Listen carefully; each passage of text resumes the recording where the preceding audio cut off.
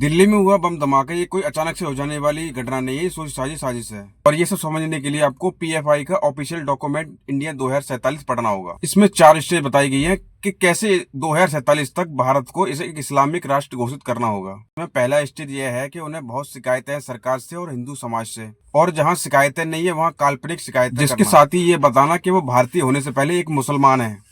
Stage में बताया गया है कि इन नैरेटिव को फैलाया जाए अपनी ताकत दिखाने के लिए और अपनी विरोधी पार्टियों को आतंकित बनाने के लिए, और इस्लामिक शासन की स्थापना और इसे छुपाने के लिए राष्ट्रीय ध्वज और संविधान और अम्बेडकरवादी धारणाओं का उपयोग करना चाहिए। लास्ट स्टेज में यह है कि राजनीतिक तौर पर जब सत्ता मजबूत होकर इनके हाथों में आए, जुडिशरी और आर्मी पुलिस में मुसलमानों को भर्ती किया जाए, क्योंकि वो सारे लोग इस्लामिक राष्ट्र के लिए काम करेंगे। इसके साथ ही इसमें लिखा है कि भारत में एक मुस्लिम राष्ट्र बनाने के लिए केवल 10% मुसलमान ही काफी हैं। इससे वे हिंदू राष्ट्र को और हिंदू समाज को घुटनों पर ले आएंगे और मुस्लिम राष्ट्र की स्थापना हो जाएगी।